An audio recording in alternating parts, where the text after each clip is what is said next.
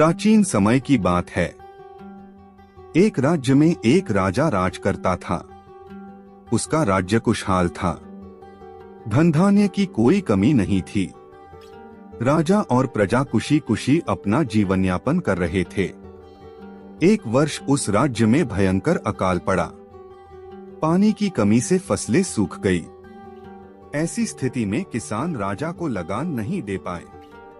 लगान प्राप्त न होने के कारण राजस्व में कमी आ गई और राजकोष खाली होने लगा। यह देख राजा चिंता में पड़ गया। हर समय वह सोचता रहता कि राज्य का खर्च कैसे चलेगा। अकाल का समय निकल गया। स्थिति सामान्य हो गई, किंतु राजा के मन में चिंता घर कर गई। हर समय उसके दिमाग में यही रहता कि राज्य में पुनः अकाल पड़ गया तो क्या होगा। इसके अतिरिक्त भी अन्य चिंताएं उसे घेरने लगी। पड़ोसी राज्य का भय, मंत्रियों का षड्यंत्र जैसी कई चिंताओं ने उसकी भूख प्यास और रातों की नींद छीन ली। वह अपनी इस हालत से परेशान था, किंतु जब भी वह राजमहल के माली को देखता तो आश्चर्य में पड़ जाता। दिन भर मेहनत करने के बाद वह रूखी सूखी रोटी भी छककर खाता और पेड़ के नीचे मजे से सोता। कई बार राजा को उससे जलन होने लगती। एक दिन उसके राज दरबार में एक सिद्ध साधु पधारे। राजा ने अपनी समस्या साधु को बताई और उसे दूर करने सुझाव मांगा। साधु राजा की समस्या अच्छी तरह समझ गए थे। वे बोले, राजन, तुम्हारी चिंता की जड़ राजपाट है। अपना राजपाट पुत्र को देकर चिंता मुक्त हो जाओ। इस पर राजा बोला, गुरुवर, मेरा पुत्र मात्र 5 वर्ष का है। वह अबोध बालक राजपाट कैसे संभालेगा? तो फिर ऐसा करो कि अपनी चिंता का भार तुम मुझे सौंप दो, साधु बोले। राजा तैयार हो गया और उसने अपना राजपाट साधु को सौंप दिया। इसके बाद साधु ने पूछा, अब तुम क्या करोगे? राजा बोला, सोचता हूँ कि अब कोई व्यवसाय कर लूं। लेकिन उसके लिए धन की व्यवस्था कैसे करोगे? अब तो राजपाट मेरा है। राजकोष के धन पर भी मेरा अधिकार है। तो मैं कोई नौकरी कर लूंगा, राजा ने उत्तर दिया। ये ठीक है, लेकिन यदि तुम्हें नौकरी ही करनी है तो कहीं और जाने की आवश्यकता नहीं। यही नौकरी कर लो, मैं तो साधु हूँ। मैं अपनी कुटिया में ही रहूंगा। राजमहल में ही रहकर मेरी ओर से तुम ये राजपाट संभालना। राजा ने साधु की बात मान ली और साधु की नौकरी करते हुए राजपाट संभालने लगा। साधु अपनी कुटिया में चले गए। कुछ दिन बाद साधु पुनः राजमहल आए और राजा से भेंट कर पूछा, कहो राजन, अब तुम्हें भूख लगती है या नहीं और तुम्हारी नींद का क्या हाल है? गुरुवर, अब तो मैं खूब खाता हूँ और गहरी नींद सोता हूँ। पहले भी मैं राजपाट का कार्य करता था, अब भी करता हूँ। फिर ये परिवर्तन कैसे, ये मेरी समझ के बाहर है। राजा ने अपनी स्थिति बताते हुए प्रश्न भी पूछ लिया। साधु मुस्कुराते हुए बोले, राजन, पहले तुमने काम को बोझ बना लिया था और उस बोझ को हर समय अपने मानस पटल पर ढोया करते थे।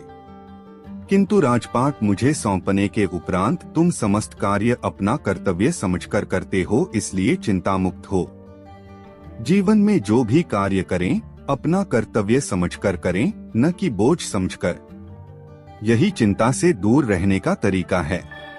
एक दिन की बात है। एक बिल्ली कहीं जा रही थी। तभी अचानक एक विशाल और भयानक कुत्ता उसके सामने आ गया। कुत्ते को देखकर बिल्ली डर गई। कुत्ते और बिल्ली जन्मबैरी होते हैं। बिल्ली ने अपनी जान का कतरा सूंघ लिया और जान हथेली पर रखकर वहां से भागने लगी। किंतु फुर्ती में वह कुत्ते से कमतर थी। थोड़ी ही देर में कुत्ते ने उसे दबोच लिया। बिल्ली की जान पर बन आई मौत उसके सामने थी। कोई और रास्ता न देख वह कुत्ते के सामने गिड़गिड़ाने लगी, किंतु कुत्ते पर उसके गिड़गिड़ाने का कोई असर नहीं हुआ। वह उसे मार डालने को तत्पर था। तभी अचानक बिल्ली ने कुत्ते के सामने एक प्रस्ताव रख दिया। यदि तुम मेरी जान बख्श दोगे तो कल से तुम्हें भोजन की तलाश में कहीं जाने की आवश्यकता नहीं रह जाएगी। मैं यह जिम्मेदारी उठाऊंगी। मैं रोज तुम्हारे लिए भोजन लेकर आऊंगी। तुम्हारे खाने के बाद यदि कुछ बच गया तो मुझे दे देना। मैं उससे अपना पेट भर लूंगी। कुत्ते को बिना मेहनत किए रोज भोजन मिलने का यह प्रस्ताव जम गया। उसने इसे सहर्ष स्वीकार कर लिया, लेकिन साथ ही उसने बिल्ली को आगाह भी किया कि धोखा देने पर परिणाम भयंकर होगा। बिल्ली ने कसम खाई कि वह किसी भी सूरत में अपना वादा निभाएगी। कुत्ता आश्वस्त हो गया। उस दिन के बाद से वह बिल्ली द्वारा लाए भोजन पर जीने लगा।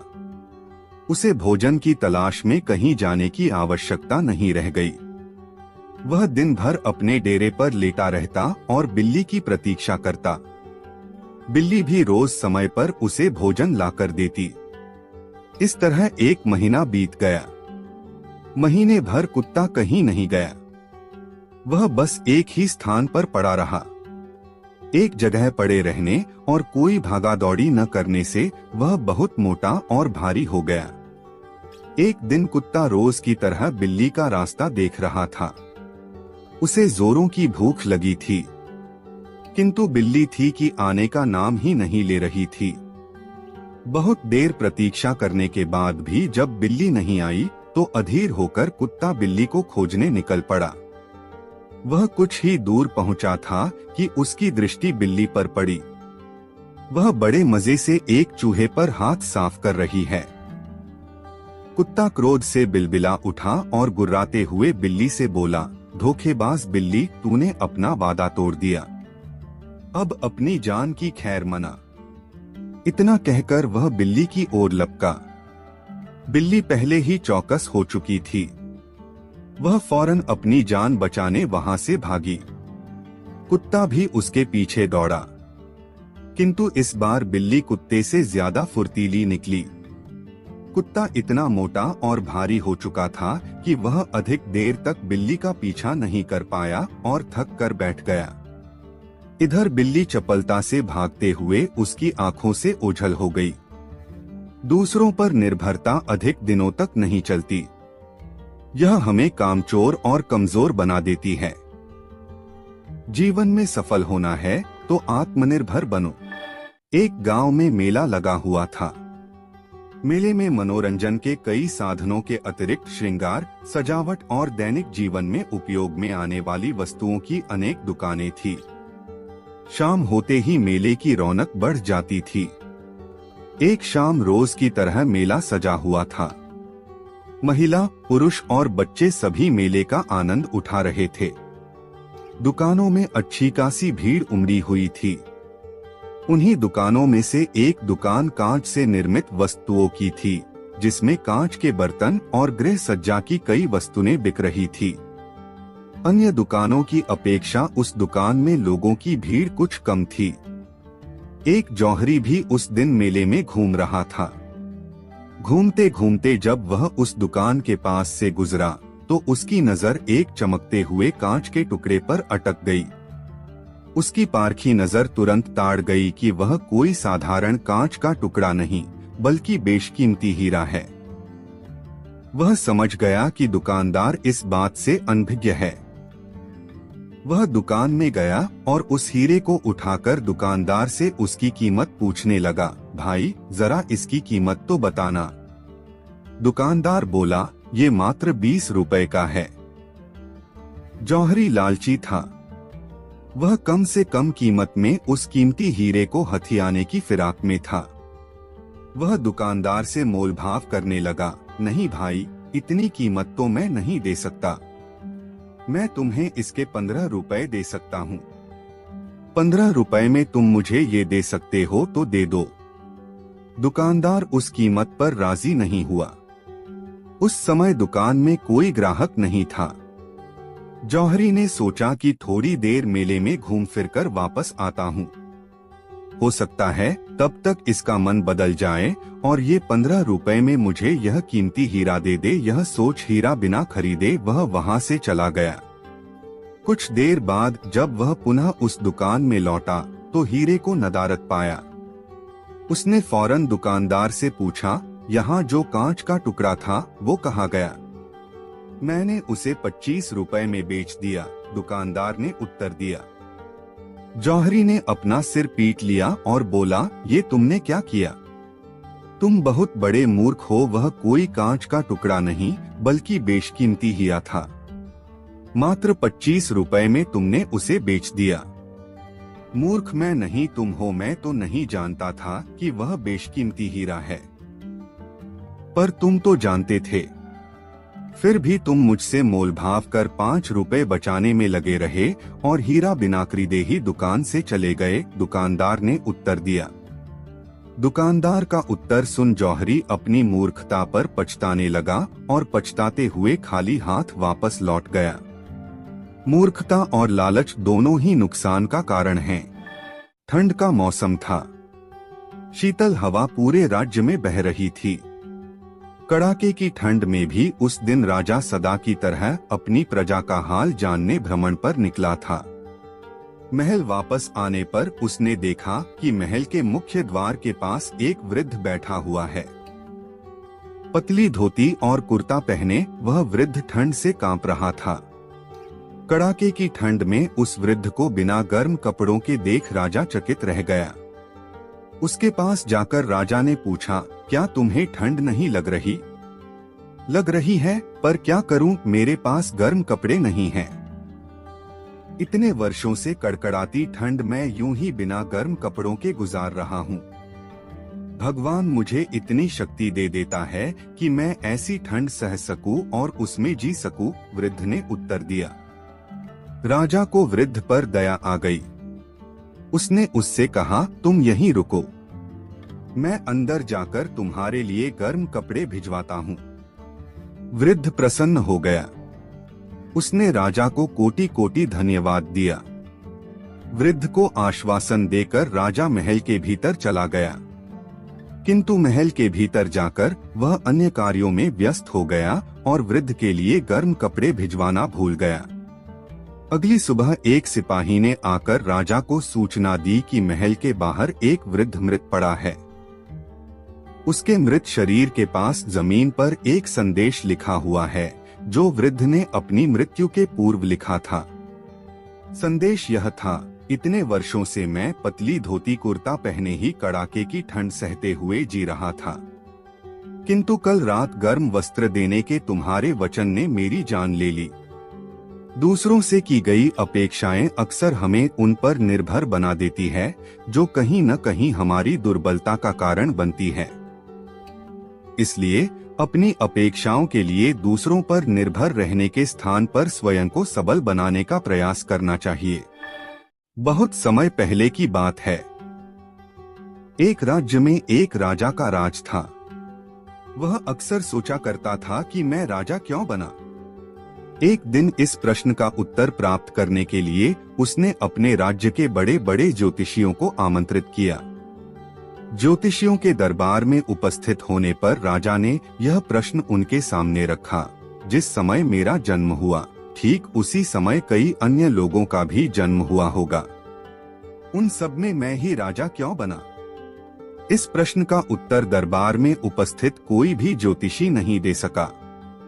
एक बूढ़े ज्योतिषी ने राजा को सुझाया कि राज्य के बाहर स्थित वन में रहने वाले एक महात्मा कदाचित उसके प्रश्न का उत्तर दे सकें।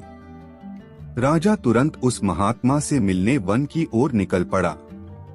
जब वह महात्मा के पास पहुंचा तो देखा कि वह अंगारे खा रहे हैं। राजा घोर आश्चर्य में पड़ गया, किंतु उस समय राजा की प्राथमिकता अपने प्रश्न का उत्तर प्राप्त करना था। इसलिए उसने इधर उधर की कोई बात किए बिना अपना प्रश्न महात्मा के सामने रख दिया। प्रश्न सुन महात्मा ने कहा, राजन, इस समय मैं भूख से बेहाल हूँ। मैं तुम्हारे प्रश्न का उत्तर नहीं दे सकता। कुछ दूरी पर एक पहाड़ी है, उसके ऊपर एक और महात्मा तुम्हें मिलेंगे। वे तुम्हारे प्रश्न का उत्तर दे देंगे। तुम उनसे जाकर मिलो। राजा बिना समय व्यर्थ किए पहाड़ी पर पहुंचा। वहां भी उसके आश्चर्य की सीमा नहीं रही जब उसने देखा कि वहां वह महात्मा चिमटे से नोच नोच कर अपना ही मांस खा रहे हैं। राजा ने उनके समक्ष वह प्रश्न दोहराया। प्रश्न सुनकर महात्मा बोले, राजन, मैं तुम्हारे प्रश्न का उत्तर नहीं दे सकता। मैं भूख से तड़प रहा हूँ। इस पहाड़ी के नीचे एक गांव है। वहां 5 वर्ष का एक बालक रहता है। वह कुछ ही देर में मरने वाला है। तुम उसकी मृत्यु पूर्व उससे अपने प्रश्न का उत्तर प्राप्त कर लो। राजा गांव में जाकर उस बालक से मिला। वह बालक मरने की कगार पर था। राजा का प्रश्न सुन वह हंसने लगा। एक मरते हुए बालक को हंसता देख राजा चकित रह गया, किंतु वह शांति से अपने पूछे गए प्रश्न के उत्तर की प्रतीक्षा करने लगा। बालक बोला, राजन, पिछले जन्म में मैं, तुम और वो 2 महात्मा जिनसे तुम पहले मिल चुके हो, भाई थे। एक दिन हम सभी भाई भोजन कर रहे थे कि एक साधु हमारे पास आकर भोजन मांगने लगा। सबसे बड़े भाई ने उससे कहा कि तुम्हें भोजन दे दूंगा तो क्या मैं अंगारे खाऊंगा, और आज वह अंगारे खा रहा है। दूसरे भाई ने कहा कि तुम्हें भोजन दे दूंगा तो क्या मैं अपना मांस नोचकर खाऊंगा, और आज वह अपना ही मांस नोचकर खा रहा है। साधु ने जब मुझसे भोजन मांगा तो मैंने कहा कि तुम्हें भोजन देकर क्या मैं भूखा मरूंगा, और आज मैं भूखे मरने की कगार पर हूँ। किंतु तुमने दया दिखाते हुए उस साधु को अपना भोजन दे दिया। उस पुण्य का ही प्रताप है कि इस जन्म में तुम राजा बने। इतना कहकर बालक मृत्यु को प्राप्त हो गया। राजा को अपने प्रश्न का उत्तर मिल चुका था। वह अपने राज्य की ओर चल पड़ा। अच्छे कर्म का अच्छा फल मिलता है, इसलिए सदा सत्कर्म करो और जहां तक संभव हो दूसरों की सहायता करो। एक दिन की बात है। 2 मित्र सोहन और मोहन अपने गांव के मंदिर की सीढ़ियों पर बैठकर बातें कर रहे थे। इतने में एक तीसरा व्यक्ति जतिन उनके पास आया और उनकी बातों में शामिल हो गया। तीनों दिन भर दुनिया जहां की बातें करते रहे। कब दिन ढला, कब शाम हुई, बातों बातों में उन्हें पता ही नहीं चला। शाम को तीनों को भूख लग आई। सोहन और मोहन के पास क्रमशः 3 और 5 रोटियां थीं, लेकिन जतिन के पास खाने के लिए कुछ भी नहीं था। सोहन और मोहन ने तय किया कि वे अपने पास की रोटियों को आपस में बांटकर खा लेंगे। जतिन उनकी बात सुनकर प्रसन्न हो गया, लेकिन समस्या यह खड़ी हो गई है कि कुल 8 रोटियों को तीनों में बराबर बराबर कैसे बांटा जाए। सोहन इस समस्या का समाधान निकालते हुए बोला, हमारे पास कुल 8 रोटियां हैं। हम इन सभी रोटियों के 3 से 3 टुकड़े करते हैं। इस तरह हमारे पास कुल 24 टुकड़े हो जाएंगे। उनमें से 8 से 8 टुकड़े हम तीनों खा लेंगे। मोहन और जतिन को यह बात जंच गई और तीनों ने वैसा ही किया। रोटियां खाने के बाद वे तीनों उसी मंदिर की सीढ़ियों पर सो गए, क्योंकि रात काफी हो चुकी थी। रात में तीनों गहरी नींद में सोए और सीधे अगली सुबह ही उठे। सुबह जतिन ने सोहन और मोहन से विदा ली और बोला, मित्रों, कल तुम दोनों ने अपनी रोटियों में से तोड़कर मुझे जो टुकड़े दिए, उसकी वजह से मेरी भूख मिट पाई। इसके लिए मैं तुम दोनों का बहुत आभारी हूँ। यह आभार तो मैं कभी चुका नहीं पाऊंगा, लेकिन फिर भी उपहार स्वरूप मैं तुम दोनों को सोने की ये 8 गिन्नियां देना चाहता हूँ।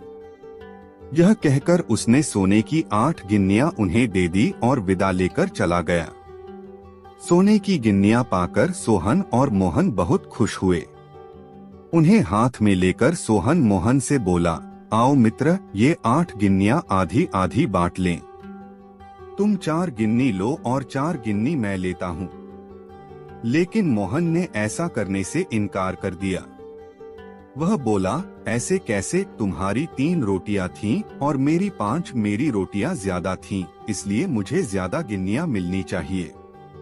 तुम 3 गिन्नी लो और मैं 5 लेता हूँ।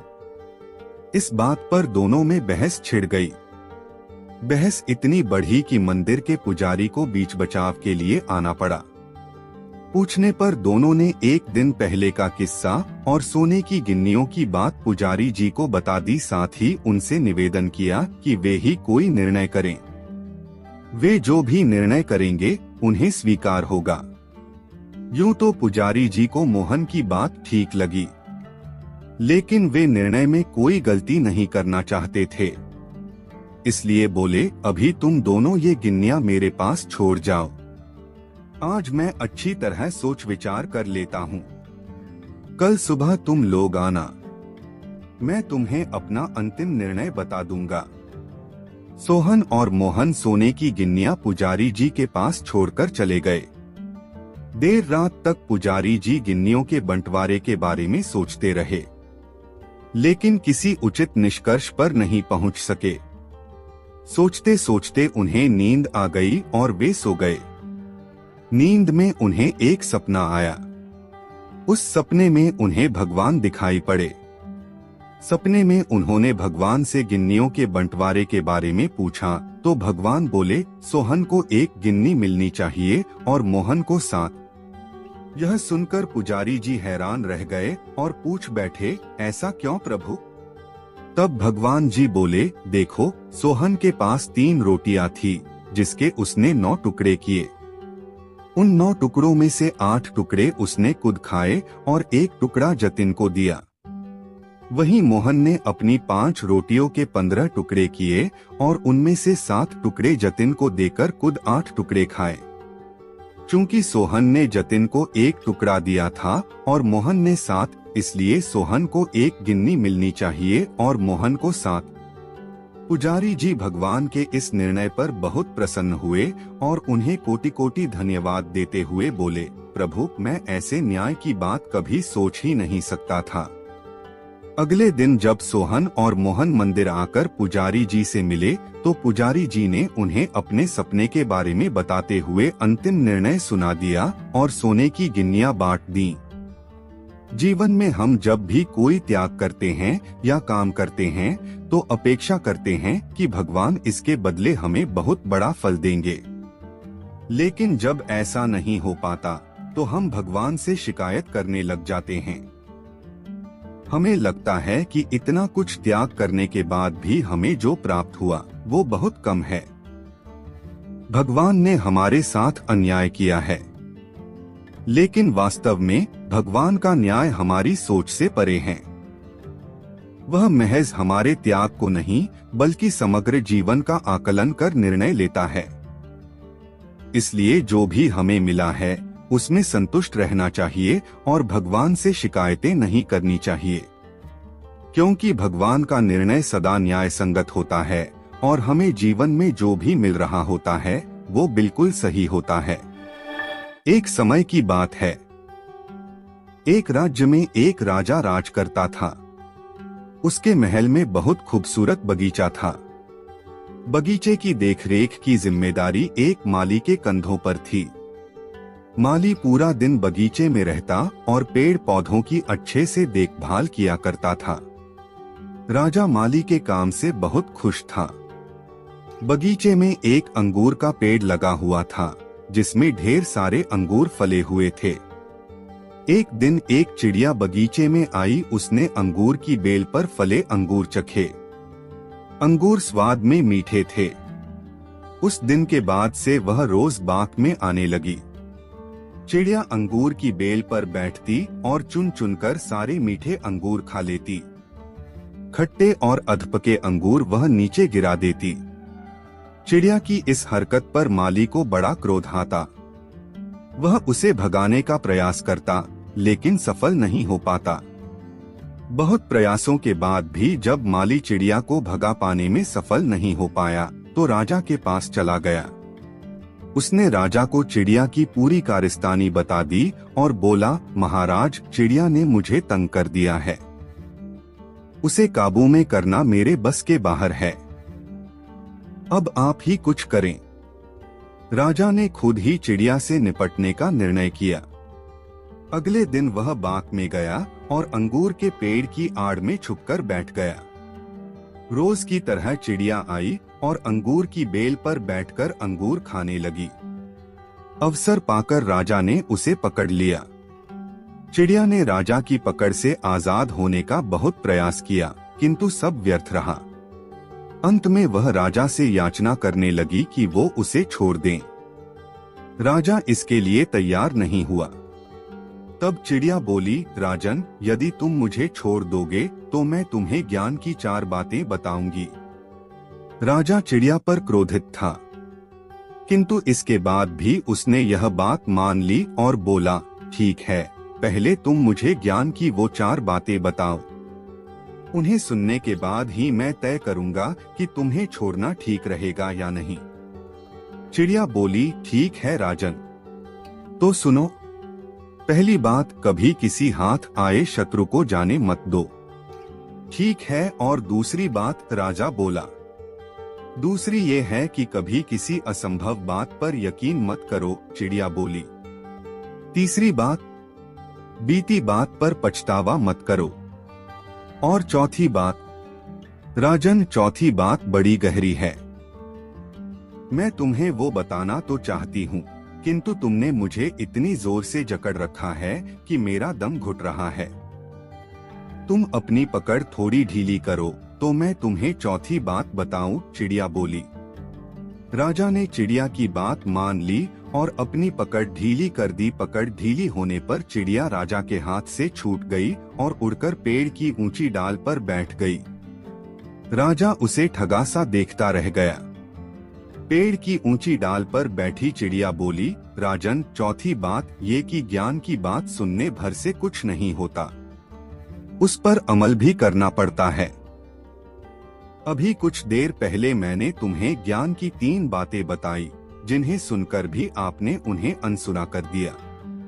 पहली बात मैंने आपसे ये कही थी कि हाथ में आए शत्रु को कभी मत छोड़ना, लेकिन आपने अपने हाथ में आए शत्रु अर्थात मुझे छोड़ दिया।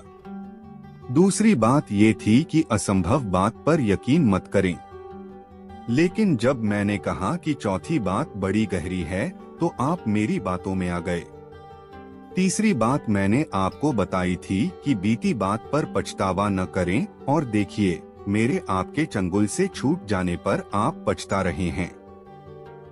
इतना कहकर चिड़िया वहां से उड़ गई और राजा हाथ मलता रह गया। मात्र ज्ञान अर्जित करने से कोई ज्ञानी नहीं बन जाता। ज्ञानी वो होता है जो अर्जित ज्ञान पर अमल करता है।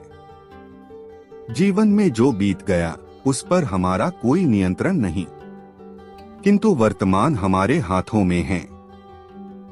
आज का वर्तमान कल के भविष्य का निर्माण करेगा।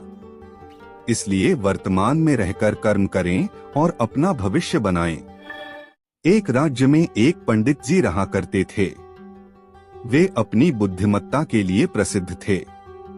उनकी बुद्धिमत्ता के चर्चे दूर दूर तक हुआ करते थे। एक दिन उस राज्य के राजा ने पंडित जी को अपने दरबार में आमंत्रित किया। पंडित जी दरबार में पहुंचे। राजा ने उनसे कई विषयों पर गहन चर्चा की। चर्चा समाप्त होने के पश्चात जब पंडित जी प्रस्थान करने लगे तो राजा ने उनसे कहा, पंडित जी, आप आज्ञा दें तो मैं एक बात आपसे पूछना चाहता हूँ। पंडित ने कहा, पूछिए राजन। आप इतने बुद्धिमान हैं पंडित जी, किंतु आपका पुत्र इतना मूर्ख क्यों है? राजा ने पूछा। राजा का प्रश्न सुनकर पंडित जी को बुरा लगा। उन्होंने पूछा, आप ऐसा क्यों कह रहे हैं राजन?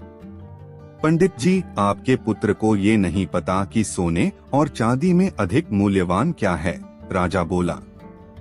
ये सुनकर सारे दरबारी हंसने लगे। सबको यूं हंसता देख पंडित जी ने स्वयं को बहुत अपमानित महसूस किया, किंतु वे बिना कुछ कहे अपने घर लौट आए। घर पहुंचने पर उनका पुत्र उनके लिए जल लेकर आया और बोला, पिताश्री, जल ग्रहण करें। उस समय भी सारे दरबारियों की हंसी पंडित जी के दिमाग में गूंज रही थी। वे अत्यंत क्रोध में थे। उन्होंने जल लेने से मना कर दिया और बोले, पुत्र, जल तो मैं तब ग्रहण करूंगा जब तुम मेरे इस प्रश्न का उत्तर दोगे। पूछिए पिताश्री, पुत्र बोला। ये बताओ कि सोने और चांदी में अधिक मूल्यवान क्या है? पंडित जी ने पूछा। सोना अधिक मूल्यवान है, पुत्र ने तपाक से उत्तर दिया। पुत्र का उत्तर सुनने के बाद पंडित जी ने पूछा, तुमने इस प्रश्न का सही उत्तर दिया है। फिर राजा तुम्हें मूर्ख क्यों कहते हैं? वे कहते हैं कि तुम्हें सोने और चांदी के मूल्य का ज्ञान नहीं है। पंडित जी की बात सुनकर पुत्र सारा माजरा समझ गया। वह उन्हें बताने लगा, पिताश्री, मैं प्रतिदिन सुबह जिस रास्ते से विद्यालय जाता हूँ, उस रास्ते के किनारे राजा अपना दरबार लगाते हैं। वहाँ ज्ञानी और बुद्धिमान लोग बैठकर विभिन्न विषयों पर चर्चा करते हैं। मुझे वहाँ से जाता हुआ देख राजा अक्सर मुझे बुलाते हैं और अपने एक हाथ में सोने और एक हाथ में चांदी का सिक्का रखकर कहते हैं कि इन दोनों में से तुम्हें जो मूल्यवान लगे वो उठा लो। मैं रोज चांदी का सिक्का उठाता हूँ। यह देख वे लोग मेरा परिहास करते हैं और मुझ पर हंसते हैं। मैं चुपचाप वहाँ से चला जाता हूँ। पूरी बात सुनकर पंडित जी ने कहा, पुत्र, जब तुम्हें ज्ञात है कि सोने और चांदी में से अधिक मूल्यवान सोना है, तो सोने का सिक्का उठाकर ले आया करो। क्यों स्वयं को उनकी दृष्टि में मूर्ख साबित करते हो? तुम्हारे कारण मुझे भी अपमानित होना पड़ता है। पुत्र हंसते हुए बोला, पिताश्री, मेरे साथ अंदर आइए, मैं आपको कारण बताता हूँ। वह पंडित जी को अंदर के कक्ष में ले गया। वहाँ एक कोने पर एक संदूक रखा हुआ था। उसने वह संदूक खोलकर पंडित जी को दिखाया।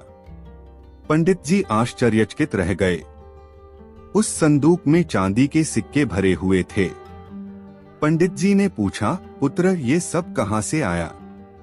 पुत्र ने उत्तर दिया, पिताश्री, राजा के लिए मुझे रोकना और हाथ में सोने और चांदी का सिक्का लेकर वह प्रश्न पूछना एक खेल बन गया है। अक्सर वे यह खेल मेरे साथ खेला करते हैं और मैं चांदी का सिक्का लेकर आ जाता हूँ। उन्हीं चांदी के सिक्कों से यह संदूक भर गया है। जिस दिन मैंने सोने का सिक्का उठा लिया, उस दिन ये खेल बंद हो जाएगा। इसलिए मैं कभी सोने का सिक्का नहीं उठाता। पंडित जी को पुत्र की बात समझ तो आ गई, किंतु वे पूरी दुनिया को ये बताना चाहते थे कि उनका पुत्र मूर्ख नहीं है। इसलिए उसे लेकर वे राजा के दरबार चले गए। वह पुत्र ने राजा को सारी बात बता दी कि वो जानते हुए भी चांदी का सिक्का ही क्यों उठाता है। पूरी बात जानकर राजा बड़ा प्रसन्न हुआ। उसने सोने के सिक्कों से भरा संदूक मंगवाया और उसे पंडित जी के पुत्र को देते हुए बोला, असली विद्वान तो तुम निकले। कभी भी अपने सामर्थ्य का दिखावा मत करो, कर्म करते चले जाओ। जब वक्त आएगा तो पूरी दुनिया को पता चल जाएगा कि आप कितने सामर्थ्यवान हैं। उस दिन आप सोने की तरह चमकोगे और पूरी दुनिया आपका सम्मान करेगी। एक समय की बात है, एक गांव में सोनू नाम का एक छोटा सा लड़का रहता था। उसे घूमने फिरने का और नई चीजें जानने का बड़ा शौक था। एक दिन जब वह जंगल में घूम रहा था तो उसे एक संतरे का जादुई पेड़ दिखाई देता है। वह पेड़ बाकी पेड़ों से बिल्कुल अलग दिख रहा था। जब सोनू एक संतरे को चखता है तो उसे अपने अंदर भरपूर ऊर्जा महसूस होती है और उसका दिमाग पहले से बहुत तेज हो जाता है। सोनू उस जादुई संतरे का इस्तेमाल अपने खुद के फायदे के लिए करने लगा। उसे हर चीज पहले ही पता चल जाती और वह हर कठिन से कठिन प्रश्नों को हल कर लेता था। दूर दूर से लोग उसकी इस प्रतिभा को देखने आते थे। जैसे जैसे समय बीतता गया, सोनू की शक्तियां कम होती गई। पेड़ पर संतरों की चमक भी कम हो रही थी और धीरे धीरे उनकी भी शक्तियां खत्म होने लगी थी। जल्दी ही सोनू को यह एहसास होता है कि वह अपनी खुद की प्रतिभा को नजरअंदाज करते हुए जादुई संतरे की शक्ति पर बहुत ज्यादा निर्भर हो गया है। सोनू को अपनी गलतियों का एहसास होता है और वह जादुई संतरे के पेड़ के पास वापस जाता है।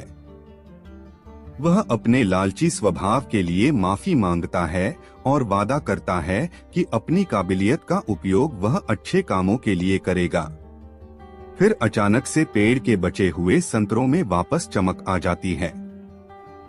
उस दिन के बाद से सोनू यह समझ गया कि असली शक्ति हमारे अंदर ही होती है और हम अपनी खुद की कौशल और प्रतिभा का इस्तेमाल करके ही दुनिया में बदलाव और खुशी ला सकते हैं।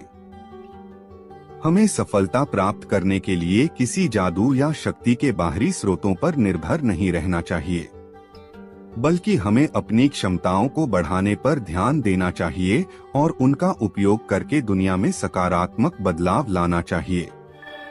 एक समय की बात है, एक छोटे से गांव में रवि नाम का एक दूधवाला रहता था।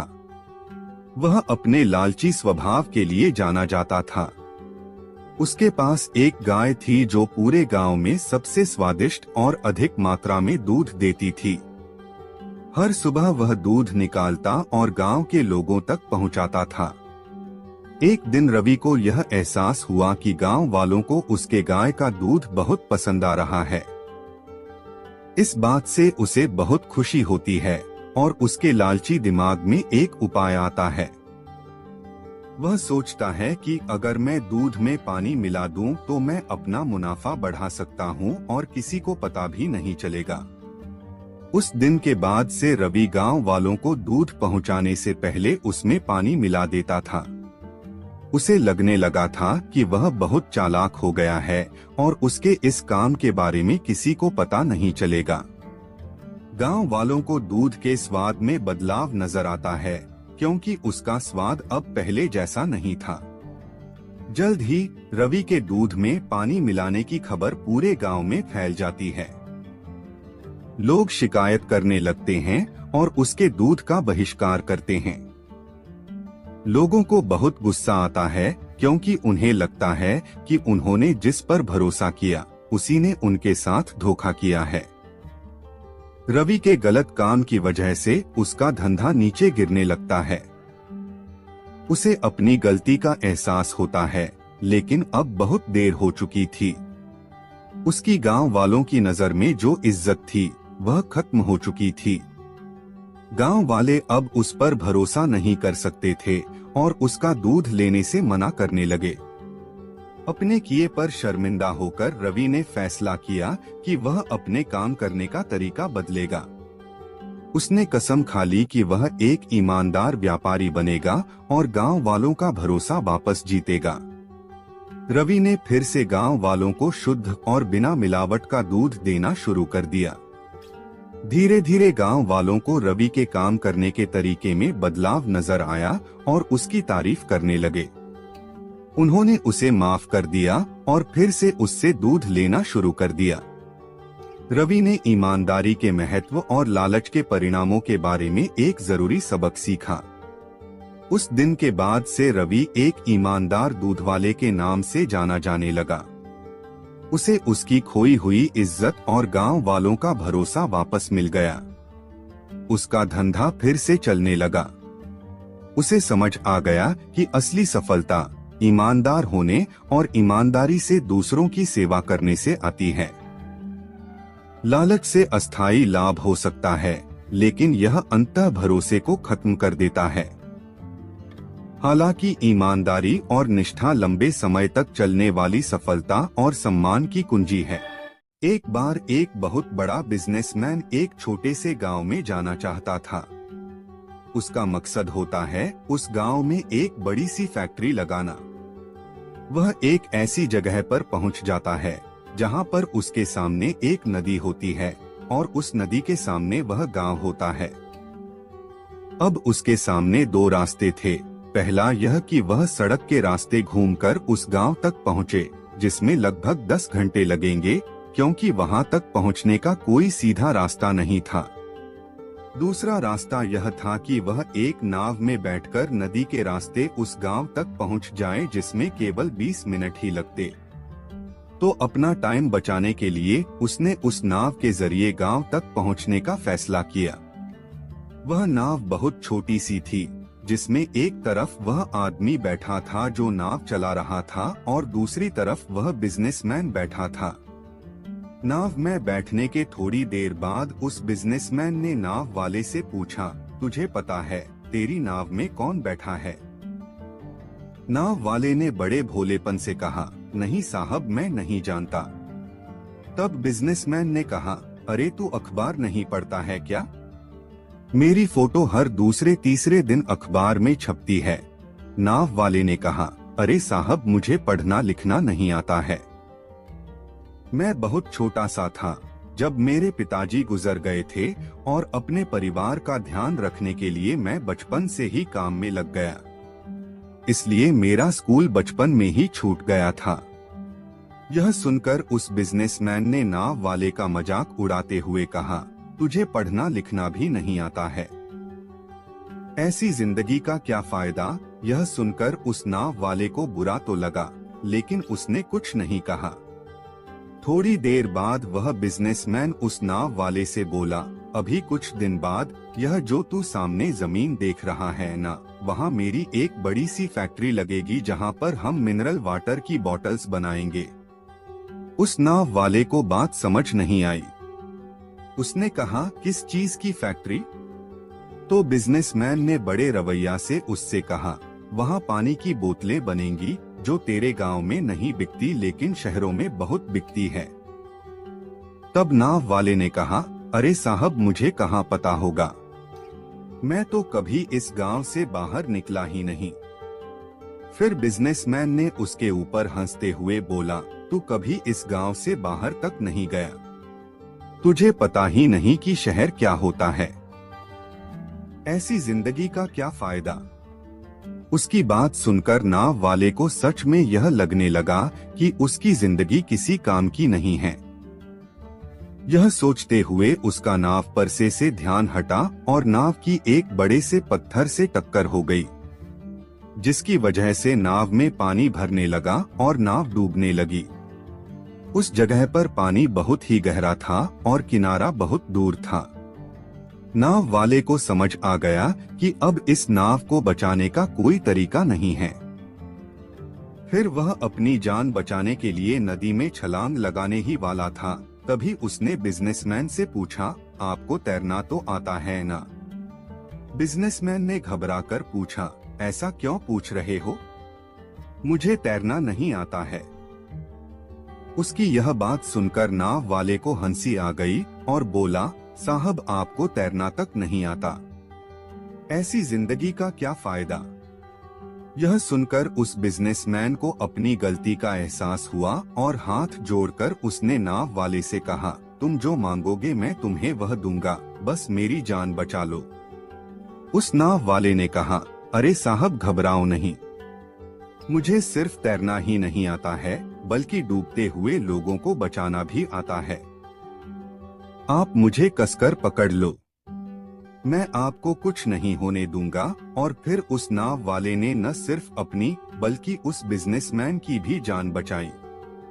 तो हमें इस कहानी से एक बहुत बड़ी सीख मिलती है कि जिंदगी में कभी किसी का मजाक नहीं उड़ानी चाहिए या अपने से कम नहीं समझना चाहिए, क्योंकि हमें नहीं पता कि कब, कहां और कैसे किसकी जरूरत पड़ जाए। एक बार एक छोटी सी बच्ची हाथ में मिट्टी की गुल्लक लिए भागती हुई एक दवाई की दुकान पर गई। वह काफी देर तक वहां पर खड़ी रही, लेकिन दुकानदार का ध्यान उस पर नहीं गया क्योंकि वहां पर काफी भीड़ थी। उसने दुकानदार को कई बार बुलाया, लेकिन दुकानदार का ध्यान उस पर नहीं गया क्योंकि वहां पर भीड़ बहुत थी। फिर उस बच्ची को गुस्सा आया और अपने मिट्टी की गुल्लक को वहीं काउंटर पर जोर से रख दिया। इसके बाद दुकानदार और वहां पर खड़े सभी लोग उस बच्ची की तरफ देखने लगे। दुकानदार ने उस बच्ची से पूछा, बेटे आपको क्या चाहिए? तो वह बड़े ही भोलेपन से बोली, मुझे एक चमत्कार चाहिए। यह सुनकर दुकानदार को कुछ समझ में नहीं आया और न ही वहां पर खड़े लोगों को कुछ समझ में आया। सभी उसकी तरफ देखने लगे। फिर दुकानदार ने उससे कहा कि बेटे चमत्कार तो यहाँ पर नहीं मिलता है। तो बच्ची को लगा कि वह उसे झूठ बोल रहा है। उसने कहा कि मेरे गुल्लक में बहुत पैसे हैं।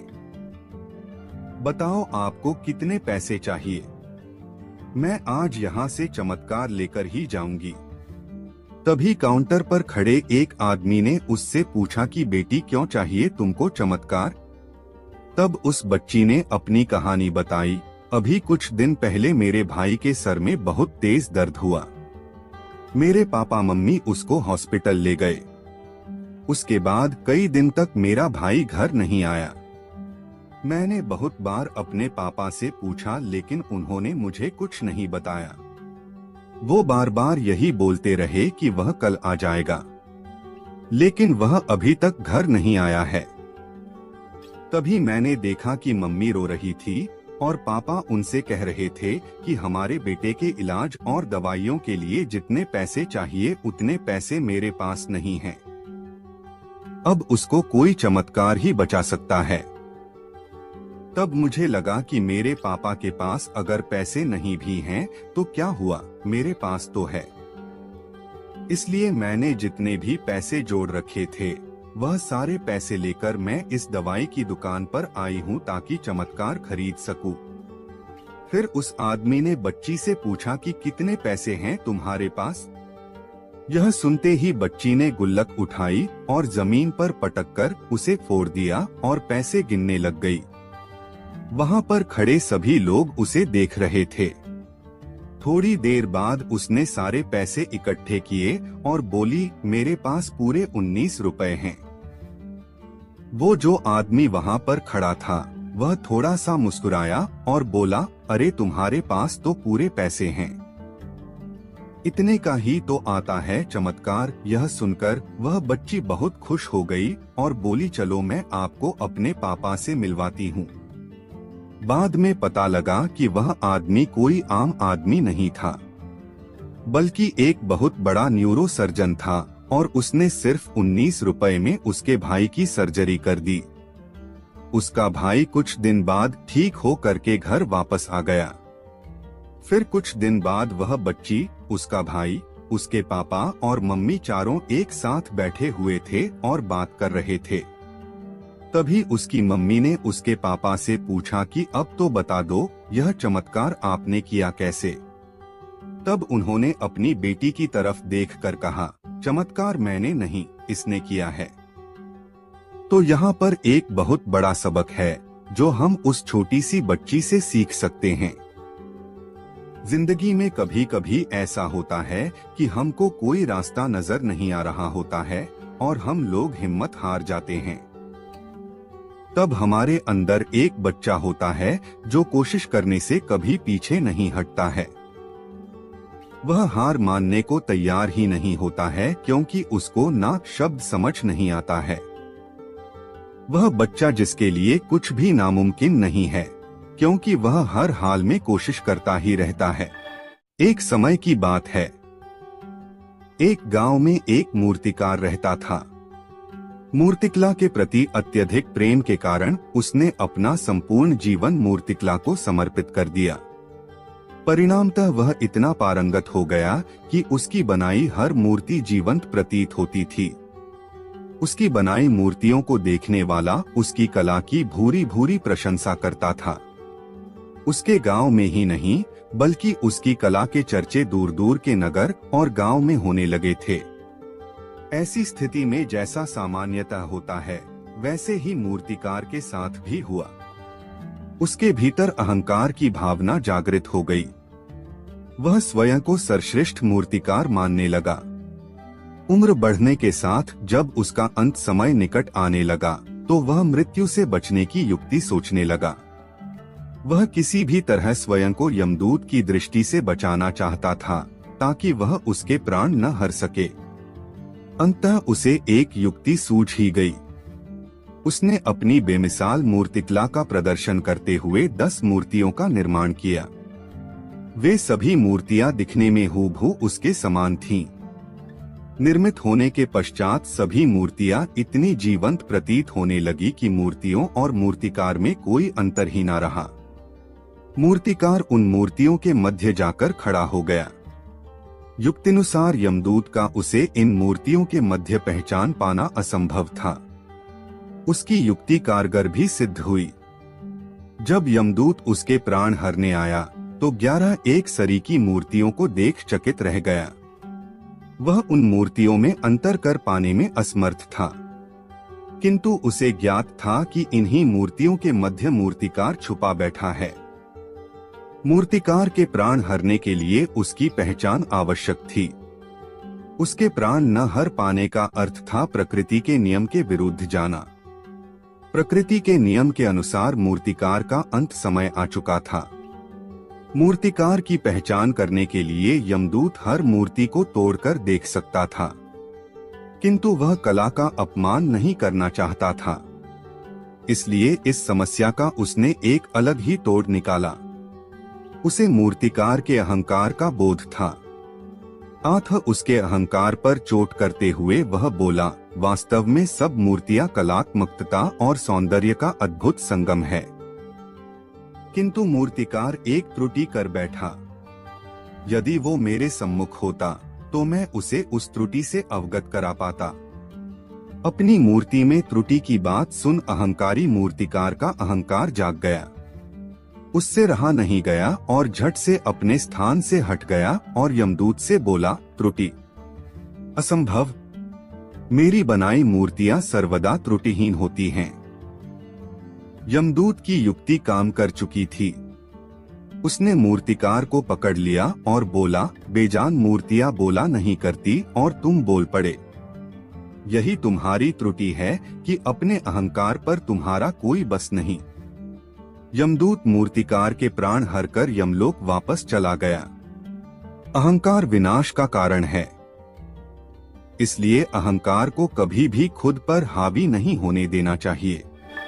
पहाड़ी क्षेत्र में नदी किनारे एक छोटा सा गांव बसा हुआ था। उस गांव के लोग बहुत धार्मिक प्रवृत्ति के थे। गांव के मध्य स्थित मंदिर में सभी गांव वाले दैनिक पूजा अर्चना करते थे। उस मंदिर की देखभाल की जिम्मेदारी वहां के पुजारी पर थी, जो मंदिर परिसर में ही निवास करता था। वह सुबह से लेकर रात तक ईश्वर की अर्चना में लीन रहता था।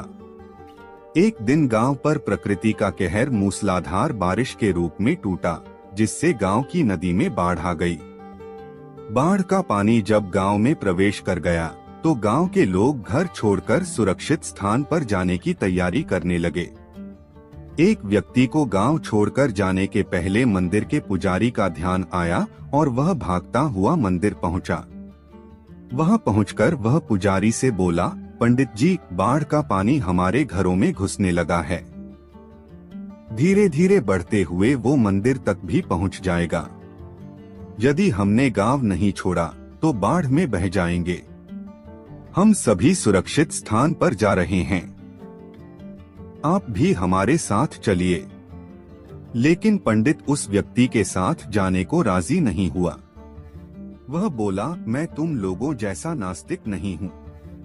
मुझे भगवान पर पूरा भरोसा है। पूरे जीवन मैंने उसकी आराधना की है। वह मुझे कुछ नहीं होने देगा।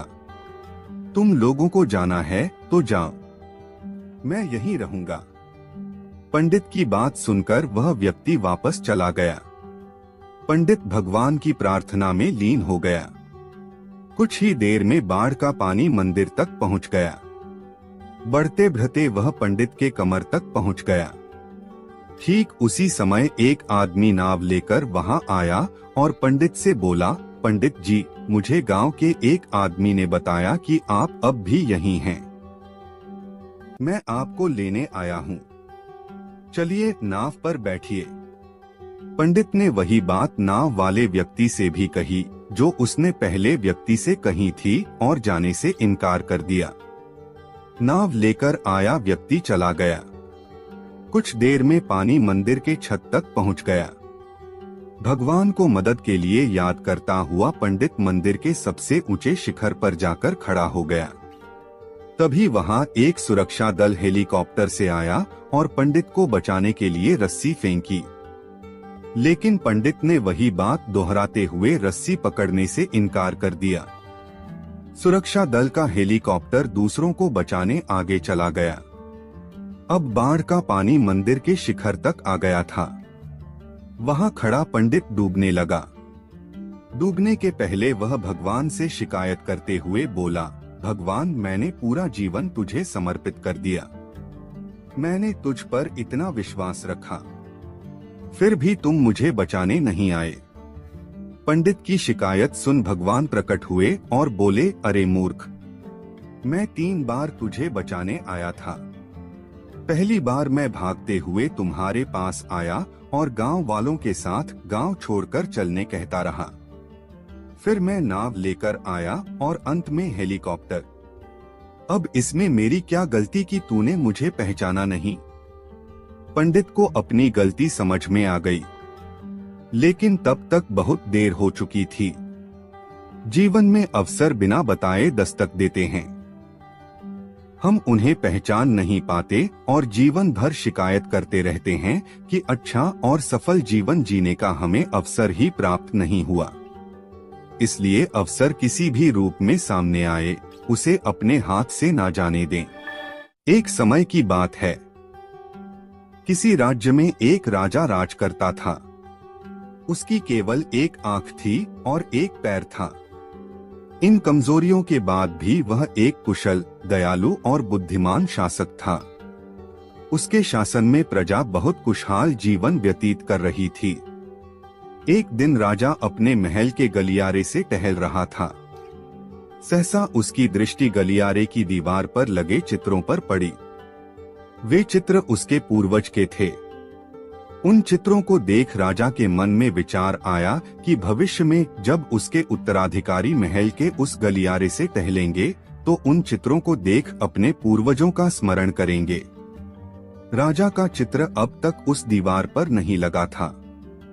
अपनी शारीरिक अक्षमताओं के कारण वह नहीं जानता था कि उसका चित्र कैसा दिखेगा। लेकिन उस दिन उसने सोचा कि उसे भी अपना चित्र उस दीवार पर लगवाना चाहिए। अगले दिन उसने अपने राज्य के श्रेष्ठ चित्रकारों को दरबार में आमंत्रित किया। दरबार में उसने घोषणा की कि वह महल में लगवाने के लिए अपना सुंदर चित्र बनवाना चाहता है। जो उसका सुंदर चित्र बना सकता है वह चित्रकार आगे आए।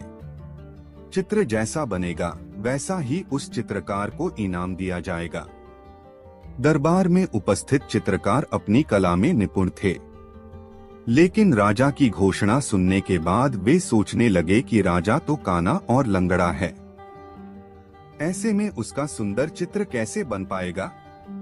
चित्र सुंदर नहीं दिखा तो हो सकता है राजा क्रोधित होकर उन्हें सजा दे दे। यह विचार किसी को आगे आने का साहस न दे सका। सब कोई न कोई बहाना बनाकर वहां से चले गए। वहां मात्र एक युवा चित्रकार खड़ा रहा। राजा ने उससे पूछा, क्या तुम मेरा चित्र बनाने को तैयार हो? युवा चित्रकार ने हामी भर दी। राजा ने उसे अपना चित्र बनाने की आज्ञा दे दी। अगले ही दिन से वह चित्रकार राजा का चित्र बनाने में जुट गया। कुछ दिनों बाद चित्र बनकर तैयार था। जब चित्र के अनावरण का दिन आया तो दरबार में दरबारी सहित वे सभी चित्रकार भी उपस्थित हुए जिन्होंने राजा का चित्र बनाने से इनकार कर दिया था। सभी उत्सुकता से चित्र के अनावरण की प्रतीक्षा कर रहे थे। जब चित्र का अनावरण हुआ तो राजा सहित सबके मुंह खुले के खुले रह गए। चित्र बहुत ही सुंदर बना था। उस चित्र में राजा दोनों तरफ पैर कर घोड़े पर बैठा हुआ था, जिसे एक ओर से चित्रित किया था और उसमें राजा का एक ही पैर नजर आ रहा था। साथ ही राजा धनुष चढ़ाकर एक आंख बंद कर निशाना साध रहा था, जिससे उसके काने होने की कमजोरी छुप गई थी। यह चित्र देख राजा बहुत प्रसन्न हुआ। चित्रकार ने अपनी बुद्धिमत्ता से उसकी अक्षमताओं को छुपाकर एक बहुत सुंदर चित्र बनाया था। राजा ने उसे पुरस्कृत करने के साथ उसे अपने दरबार का मुख्य चित्रकार बना दिया। जीवन में आगे बढ़ना है तो हमें सदा सकारात्मक सोच रखना चाहिए। विषम परिस्थितियों में भी सकारात्मक दिशा में सोचने से किसी भी समस्या का समाधान आसानी से हो जाता है। एक व्यक्ति के 2 पुत्र थे। दोनों का स्वभाव एक दूसरे के विपरीत था। एक बहुत कंजूस था तो दूसरा फिजूल खर्च। पिता उनके इस स्वभाव से परेशान था। उसने कई बार उनको समझाया, लेकिन उन्होंने अपना स्वभाव नहीं बदला। एक दिन पिता को पता चला कि उनके गांव में एक सिद्ध महात्मा पधारे हैं। वह उनके पास इस आस में पहुंच गया कि शायद वो उसके पुत्रों को समझा सके। महात्मा को उसने पूरी बात बताई, जिसे सुनकर महात्मा ने कहा, अपने पुत्रों को कल मेरे पास लेकर आना, मैं उनसे बात करूंगा। अगले दिन वह अपने पुत्रों को लेकर महात्मा के पास पहुंचा। महात्मा ने दोनों पुत्रों को अपने पास बुलाया और अपने दोनों हाथों की मुट्ठियां बंद कर उन्हें दिखाते हुए पूछा, यदि मेरे हाथ ऐसे हो जाएं, तो कैसा लगेगा? लगेगा मानो आपको कोढ़ है, दोनों पुत्रों ने एक साथ उत्तर दिया। उसके बाद महात्मा ने अपनी मुट्ठी खोल ली, फिर अपनी दोनों हथेली फैलाकर उन्हें दिखाते हुए प्रश्न किया, यदि मेरे हाथ ऐसे हो जाएं, तो बताओ कैसा लगेगा? अब भी लगेगा कि आपको कोढ़ है, दोनों पुत्रों ने उत्तर दिया। उत्तर सुनकर महात्मा गंभीर हो गए और उन्हें समझाने लगे, पुत्रों, अपनी मुट्ठी सदा बंद रखना या सदा खुली रखना एक तरह का कोढ़ ही है। यदि मुट्ठी सदा बंद रखोगे तो धनवान होते हुए भी निर्धन ही रहोगे, और यदि अपनी मुट्ठी सदा खुली रखोगे तो फिर चाहे कितने भी धनवान क्यों ना हो, निर्धन होते देर नहीं लगेगी। इसलिए कभी अपनी मुट्ठी बंद रखो, कभी खुली। इस तरह से जीवन का संतुलन बना रहेगा।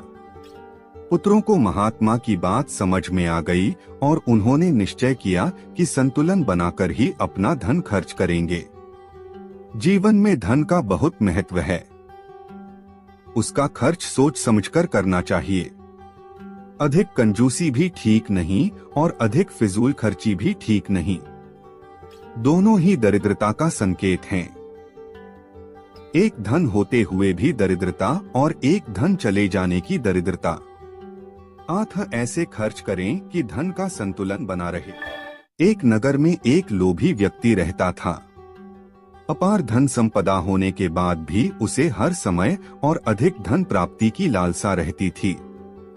एक बार नगर में एक चमत्कारी संत का आगमन हुआ। लोभी व्यक्ति को जब उनके चमत्कारों के बारे में ज्ञात हुआ तो वह दौड़ा दौड़ा उनके पास गया और उन्हें अपने घर आमंत्रित कर उनकी अच्छी सेवा शुश्रूषा की। सेवा से प्रसन्न होकर नगर से प्रस्थान करने के पूर्व संत ने उसे 4 दीपक दिए। चारों दीपक देकर संत ने उसे बताया, पुत्र, जब भी तुम्हें धन की आवश्यकता हो तो पहला दीपक जला लेना और पूर्व दिशा में चलते जाना। जहाँ दीपक बुझ जाए उस जगह की जमीन खोद लेना, वहाँ तुम्हें धन की प्राप्ति होगी। उसके उपरांत पुनः तुम्हें धन की आवश्यकता हुई तो दूसरा दीपक जला लेना, जिसे लेकर पश्चिम दिशा में तब तक चलते जाना जब तक वह बुझ ना जाए। उस स्थान से जमीन में गड़ी अपार धन संपदा तुम्हें प्राप्त होगी। धन की तुम्हारी आवश्यकता तब भी पूरी ना हो तो तीसरा दीपक जलाकर दक्षिण दिशा में चलते जाना। जहाँ दीपक बुझे वहाँ की जमीन खोदकर वहाँ का धन प्राप्त कर लेना। अंत में तुम्हारे पास एक दीपक और एक दिशा शेष रहेगी, किंतु तुम्हें न उस दीपक को जलाना है न ही उस दिशा में जाना है। इतना कहकर संत लोभी व्यक्ति के घर और उस नगर से प्रस्थान कर गए। संत के जाते ही लोभी व्यक्ति ने पहला दीपक जला लिया और धन की तलाश में पूर्व दिशा की ओर चल पड़ा। एक जंगल में दीपक बुझ गया। वहां की खुदाई करने पर उसे एक कलश प्राप्त हुआ। वह कलश सोने के आभूषणों से भरा हुआ था। लोभी व्यक्ति ने सोचा कि पहले दूसरी दिशाओं का धन प्राप्त कर लेता हूँ, फिर यहाँ का धन ले जाऊंगा। वह कलश वहीं झाड़ियों में छुपाकर उसने दूसरा दीपक जलाया और पश्चिम दिशा की ओर चल पड़ा। एक सुनसान स्थान में दूसरा दीपक बुझ गया। लोभी व्यक्ति ने वहां की जमीन खोदी। उसे वहां एक संदूक मिला जो सोने के सिक्कों से भरा हुआ था। लोभी व्यक्ति ने वह संदूक उसी गड्ढे में बाद में ले जाने के लिए छोड़ दिया। अब उसने तीसरा दीपक जलाया और दक्षिण दिशा की ओर बढ़ गया। वह दीपक एक पेड़ के नीचे बुझा। वहां जमीन के नीचे लोभी व्यक्ति को एक घड़ा मिला जिसमें हीरे मोती भरे हुए थे। इतना धन प्राप्त कर लोभी व्यक्ति प्रसन्न तो बहुत हुआ, किंतु उसका लोभ और बढ़ गया। वह अंतिम दीपक जलाकर उत्तर दिशा में जाने का विचार करने लगा, जिसके लिए उसे संत ने मना किया था। किंतु लोभ में अंधे हो चुके व्यक्ति ने सोचा कि अवश्य उस स्थान पर इन स्थानों से भी अधिक धन छुपा होगा जो संत स्वयं रखना चाहता होगा। मुझे तत्काल वहां जाकर उससे पहले उस धन को अपने कब्जे में ले लेना चाहिए। उसके बाद सारा जीवन मैं ऐशो आराम से बिताऊंगा। उसने अंतिम दीपक जला लिया और उत्तर दिशा में बढ़ने लगा। चलते चलते वह एक महल के सामने पहुंचा। वहां पहुंचते ही दीपक बुझ गया। दीपक बुझने के बाद लोभी व्यक्ति ने महल का द्वार खोल लिया और महल के भीतर प्रवेश कर महल के कक्षों में धन की तलाश करने लगा। एक कक्ष में उसे हीरे जवाहरातों का भंडार मिला, जिन्हें देख उसकी आंखें चौंधियां गई। अपार धन देख उसका लालच और बढ़ने लगा। कुछ आगे जाने पर उसे चक्की चलने की आवाज सुनाई पड़ी। वह एक कक्ष से आ रही थी। आश्चर्यचकित होकर उसने उस कक्ष का द्वार खोल लिया। वहां उसे एक वृद्ध व्यक्ति चक्की पीसता हुआ दिखाई पड़ा। लोभी व्यक्ति ने उससे पूछा, यहाँ कैसे पहुँचे बाबा? क्या थोड़ी देर तुम चक्की चलाओगे? मैं जरा सांस ले लूं, फिर तुम्हें पूरी बात बताता हूँ कि मैं यहाँ कैसे पहुँचा और मुझे यहाँ क्या मिला। वृद्ध व्यक्ति बोला।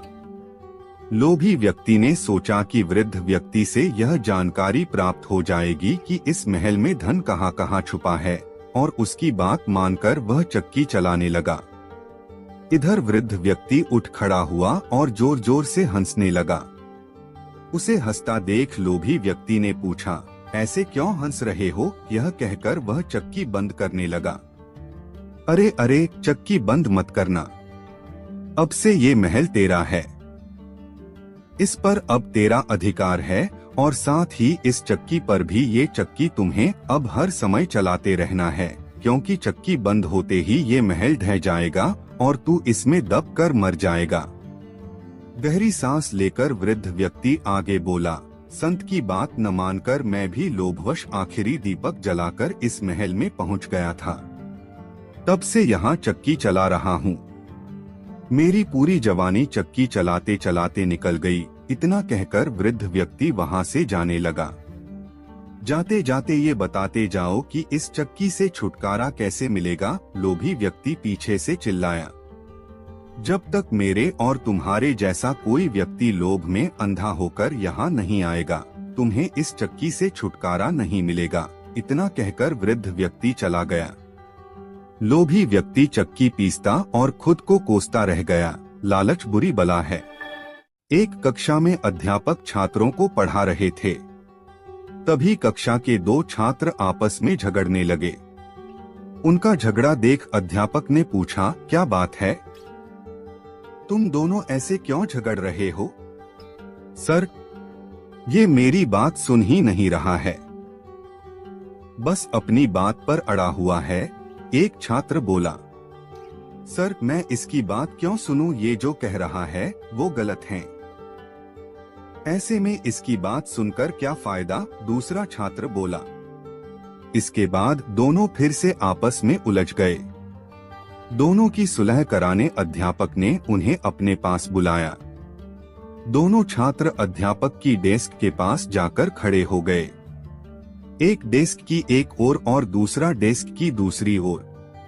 अध्यापक ने डेस्क की दराज से एक गेंद निकाली और उसे डेस्क के बीचों बीच रख दिया। उसके बाद वे दोनों छात्रों से बोले, इस गेंद को देखकर बताओ ये किस रंग की है? ये सफेद रंग की गेंद है सर, पहला छात्र बोला। नहीं सर, ये तो काली है, दूसरा छात्र बोला। दोनों के उत्तर एक दूसरे से भिन्न थे, लेकिन दोनों अपनी बात पर अडिग थे। दोनों में फिर तू मैं होने लगी। अध्यापक ने दोनों को शांत कर अपने स्थान बदलने को कहा। दोनों ने अपने स्थान बदल लिए। अब गेंद को देखकर बताओ कि ये किस रंग की है। अध्यापक ने फिर से वही प्रश्न दोहराया। इस बार भी दोनों के जवाब एक दूसरे से भिन्न थे। अब पहले छात्र ने कहा, सर गेंद काली है। और दूसरे छात्र ने कहा, सर गेंद सफेद है। लेकिन अब की बार वे अपने खुद के जवाब से हैरान भी थे। अध्यापक दोनों को समझाते हुए बोले, ये गेंद दो रंगों की बनी हुई है।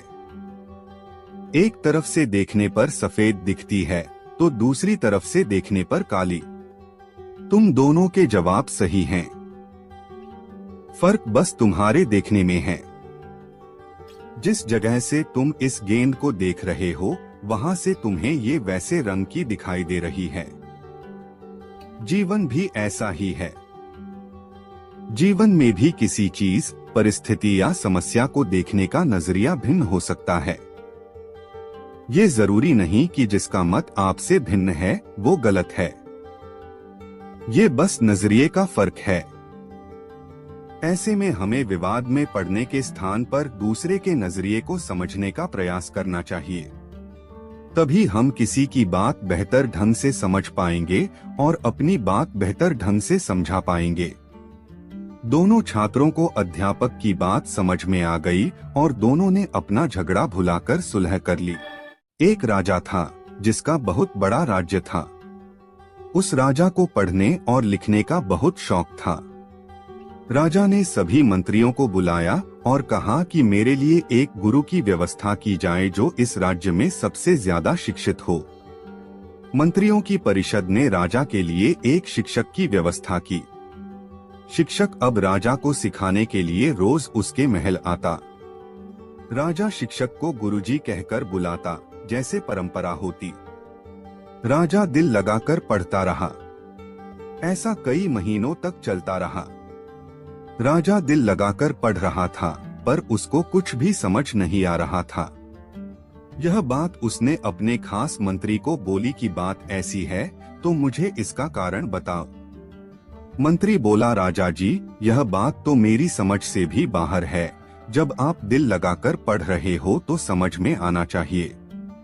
काफी सोचने के बाद मंत्री ने कहा, राजा जी आप यह बात खुद गुरुजी से पूछिए। राजा को मंत्री की यह बात सही लगी। अगले दिन जब गुरुजी राजा को शिक्षा देने लगे तो राजा को देखकर बोले, आप कुछ परेशान लग रहे हो।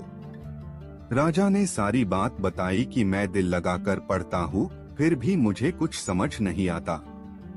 तब गुरुजी बोले, राजन बात बहुत सीधी है। आप राजा हो, हमसे ऊंचे स्थान पर बैठते हो। आप राजा हो यह सही है, परंतु एक गुरु का स्थान सबसे ऊंचा होता है। आपके मन में कहीं न कहीं इस बात का मान है कि आप हमसे ऊंचे हो और दूसरा, जब भी आप शिक्षा लेते हो खुद सिंहासन पर बैठते हो जबकि हम आपके नीचे बैठते हैं। गुरु का स्थान हमेशा अपने राजा से ऊपर होता है। इस कहानी से यही शिक्षा मिलती है कि हमारे जीवन में गुरु का स्थान हमेशा ऊंचा होता है। गुरु परमात्मा समान होता है। हमें अपने गुरु की हर बात माननी चाहिए। कभी कभी हम गुस्सा हो जाते हैं कि उन्होंने हमें डांटा, परंतु उसके पीछे हमारा भला ही छिपा होता है। गुरु का हमेशा सम्मान करना चाहिए। एक समय की बात है, एक राजा था। वो बहुत ही दानी था। लोगों को दान देना वो अपना काम समझता था। राजा से दान लेने के लिए बहुत भिखारी आते थे। 2 भिखारी रोज दान लेने के लिए राजा के पास आते थे। उनमें से एक युवा था जिसका नाम राजू था। दूसरा भिखारी एक बूढ़ा था जिसका नाम माखन था। वो रोज दान लेने के लिए आते तो राजा को भी उनके नाम याद हो गए। अब राजा उनको उनके नाम के साथ बुलाता था। ऐसा करते करते 6 महीने हो गए। राजा जब भी दान देता, युवा लड़का जिसका नाम राजू था वो दान लेके बोलता, राजा जी आपका धन्यवाद, आप बहुत दयालु हो। जब भी बूढ़ा आदमी जिसका नाम माखन था राजा से दान लेता तो वो परमात्मा का धन्यवाद करता। बोलता, आप महान हो परमात्मा जो इस गरीब पर कृपा करते हो। राजा सोचता, यह कभी तो मेरा शुक्रिया अदा करेगा। बहुत दिन निकल गए। अब राजा को गुस्सा आने लग गया। राजा सोचता, दान मुझसे लेता है और शुक्रिया परमात्मा का करता है। एक दिन गुस्से में आकर राजा ने उस बूढ़े आदमी से कहा, दान मुझसे लेते हो तो मेरा शुक्रिया करो, परमात्मा का नहीं। बूढ़ा आदमी बोला, राजा जी परमात्मा ही सबको देता है। अब राजा ने सोच लिया कि इसके मुख से अपना शुक्रिया करवा के ही रहेगा। अब राजा रोज ऐसा करता जिससे उस युवा लड़के को ज्यादा धन मिले और उस बूढ़े आदमी को कम। परंतु होता उल्टा ही। एक दिन राजा ने उस युवा लड़के को एक तरबूज दिया और उस बूढ़े आदमी को पैसे। रामू सोचता रहा कि मैं इस तरबूज का क्या करूँगा। उसने वो बेच दिया और पैसे लेकर घर चला गया। दूसरी तरफ वो बूढ़ा आदमी आया और उसने सोचा, चलो तरबूज लेके चलते हैं। उसको वही तरबूज मिला जो राजू बेच के गया था। बूढ़े आदमी ने तरबूज काटा तो उसको अंदर से सोने की खूब सारी मोहरें मिली, जिससे वो अमीर बन गया। अगले दिन राजा ने देखा कि सिर्फ राजू ही भीख के लिए आया है। राजा ने इसका कारण पूछा तो राजू ने बताया कि राजा जी, कल उसने एक तरबूज बाजार से लिया था। काटने पर उसको अंदर से सोने की खूब सारी मोहरें मिली, जिससे वो अमीर बन गया। अब उसको भीख मांगने की जरूरत नहीं। राजा सब कुछ समझ गया। अब राजा की समझ में भी आ गया कि देने वाला परमात्मा ही होता है। उन्होंने कोशिश की थी कि राजू अमीर बन जाए, परंतु हर बार उल्टा ही हो जाता। हमें भी यही सीखने को मिलता है कि जो कुछ भी हमें मिलता है वो परमात्मा ही देता है। हमें उसका शुक्रिया अदा करना चाहिए, क्योंकि जो हमें मिला बहुतों को वो भी नहीं मिला। एक गुरुकुल में बहुत सारे बच्चे पढ़ते थे। वो अपनी शिक्षा बहुत अच्छे से ले रहे थे। ऐसे करते करते उनकी शिक्षा संपूर्ण हो गई। उनके जाने के एक दिन पहले उनके गुरुजी ने सभी बच्चों को अपने पास बुलाया। गुरुजी ने कहा, बच्चों, आप सभी ने बहुत अच्छे से शिक्षा ली। कल आप सबका जाने का दिन है, परंतु मैं चाहता हूं कि आप सब एक अंतिम परीक्षा दें। सभी बच्चों ने एकदम पूछा, कैसी परीक्षा गुरुजी? गुरुजी बोले, बच्चों, परीक्षा बहुत साधारण है। आप सभी को दौड़ लगानी है। यह सुनकर सभी बच्चे बहुत खुश हुए और खुशी खुशी सभी बच्चे दौड़ के लिए मान भी गए। अगले दिन गुरुजी ने समझाया कि बच्चों, आप सभी को एक साथ दौड़ना होगा। इस दौड़ में आपको कूदना भी पड़ सकता है, परंतु घबराना नहीं। आखिर में एक सुरंग आएगी जिसमें आपको बहुत सारे पत्थर भी मिलेंगे। वो आप पर निर्भर करेगा कि आप उस रास्ते को कैसे पार करते हो। दौड़ शुरू हो गई। सभी बच्चे एक साथ दौड़ रहे थे, मगर जब सुरंग आई तो सभी बच्चे अलग अलग हो गए। कहने का मतलब, कोई बच्चा सुरंग से पहले बाहर आया तो कोई बाद में, और कुछ बच्चे तो अभी भी उस सुरंग के अंदर थे। सभी बच्चों के बाहर आने के बाद गुरुजी बोले, बच्चों, कैसी रही आपकी दौड़? कुछ बच्चे बड़ी खुशी से बोले, बहुत अच्छी गुरुजी, और हम ही पहले आए। तभी गुरुजी ने पूछा, ऐसा क्यों हुआ कि कोई पहले आया तो कोई बाद में आया, जबकि रास्ता सबका एक ही था? तभी एक बच्चा खड़ा होकर बोला, गुरुजी, वो पहले तो हम सब एक साथ ही दौड़ रहे थे, परंतु जब सुरंग आई तब हम सब आगे पीछे हो गए। गुरुजी ने पूछा, ऐसा क्यों हुआ? बच्चे ने उत्तर दिया, वो गुरुजी, सुरंग में बहुत अंधेरा था, कुछ भी दिखाई नहीं दे रहा था। वहां पर बहुत से पत्थर भी पड़े थे। कुछ उनको उठा के एक तरफ करने लग गए ताकि उनसे बच के निकला जा सके। कुछ ऐसे ही चले जा रहे थे और कुछ पत्थरों को उठाकर अपनी जेब में डाल रहे थे ताकि किसी और को चोट न लगे। इसी चक्कर में सब आगे पीछे हो गए। अब गुरुजी ने बोलना शुरू किया और कहा, वो बच्चे आगे आ जाए जिसने वो पत्थर उठाकर अपनी जेब में डाले। वो सब बच्चे आगे आ गए। गुरुजी ने कहा, अब अपनी अपनी जेब से वो पत्थर निकालकर मुझे दिखाओ। बच्चों ने अपनी जेब से पत्थर निकाले तो सब आश्चर्यजनक रह गए और देखा कि वो पत्थर नहीं बल्कि कीमती हीरे थे।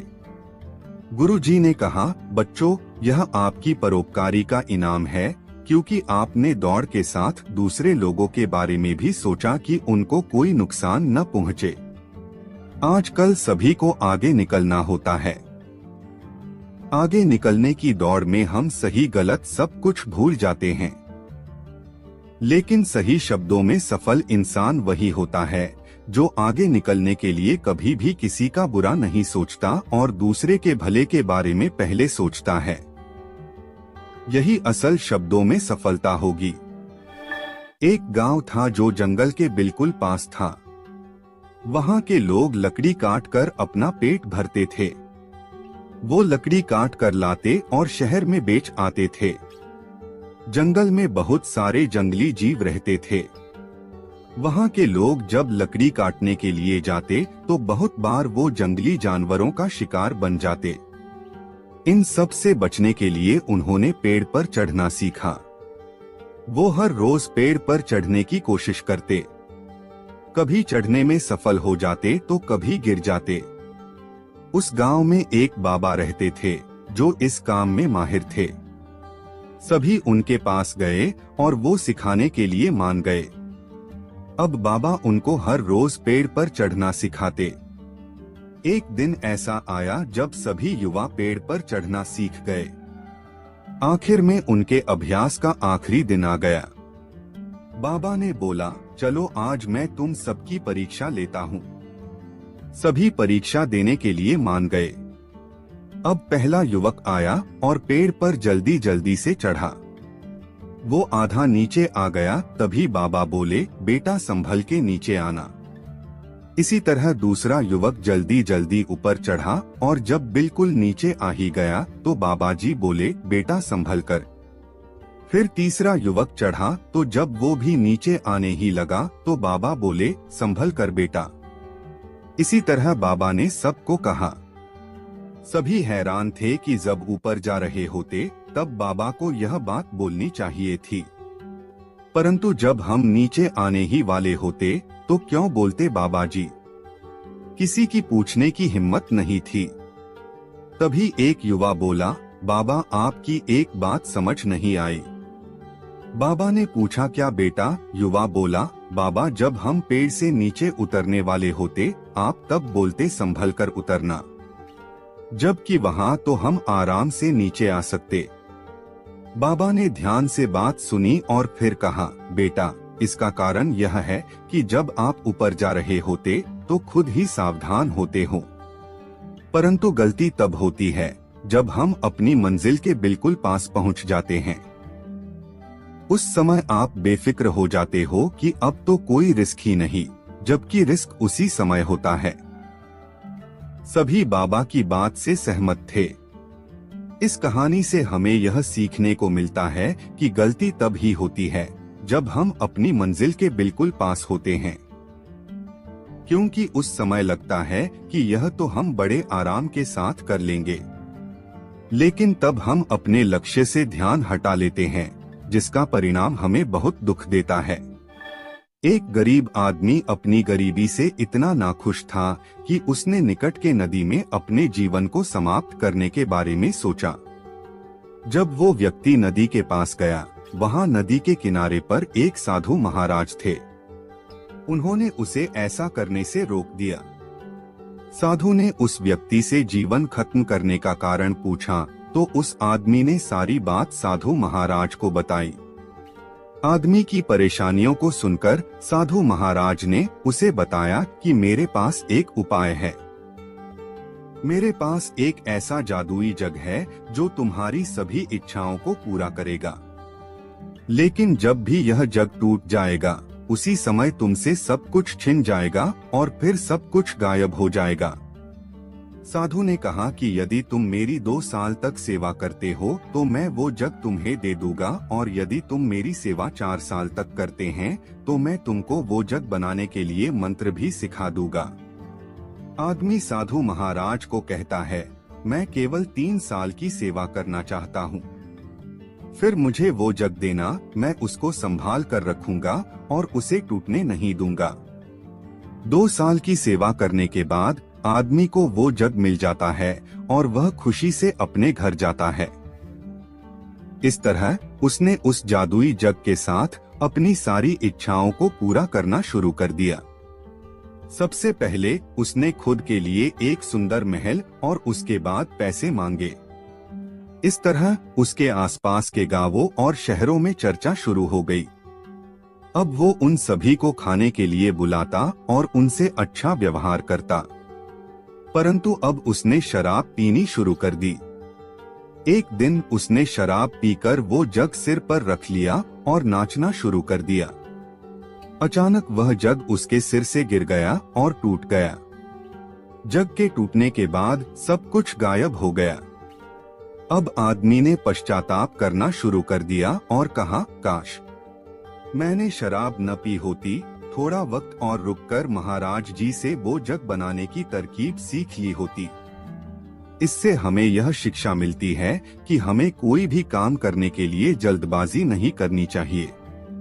पहले उसके बारे में अच्छी तरह से ज्ञान लेना चाहिए, फिर ही काम शुरू करना चाहिए। एक लड़का सुबह सुबह तालाब के किनारे दौड़ने को जाया करता था। आते जाते वो एक बूढ़ी महिला को देखता था। वो बूढ़ी महिला हर रोज तालाब के किनारे छोटे छोटे कछुओं की पीठ को साफ किया करती थी।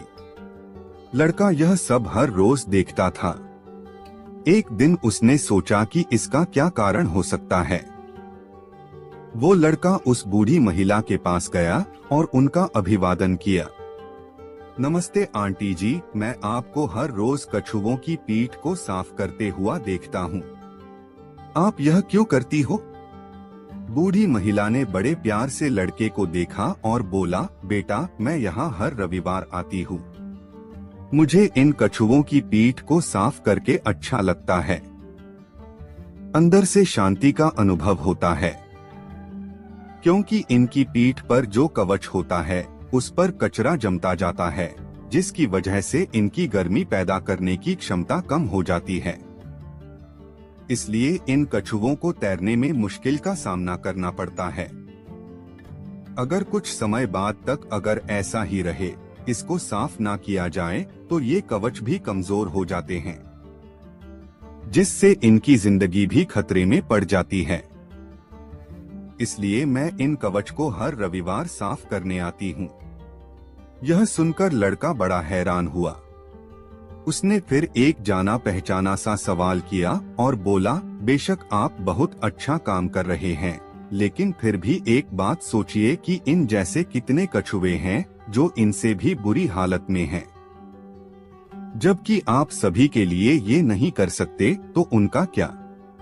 क्योंकि आपके अकेले के बदलने से तो कोई बड़ा बदलाव नहीं आएगा।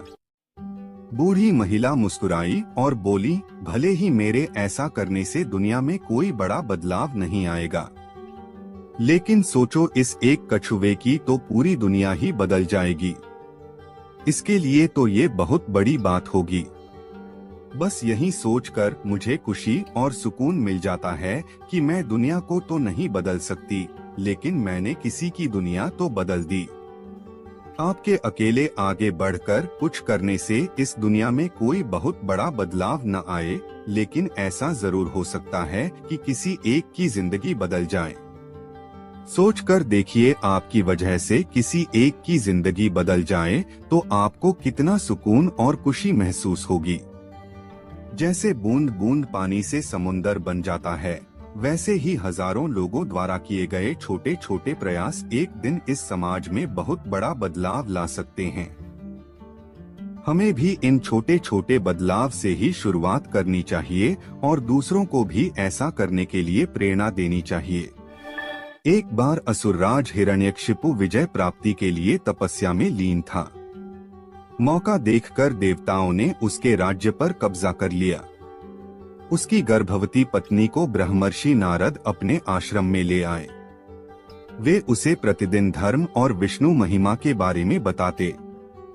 यह ज्ञान गर्भ में पल रहे पुत्र प्रहलाद ने भी प्राप्त किया।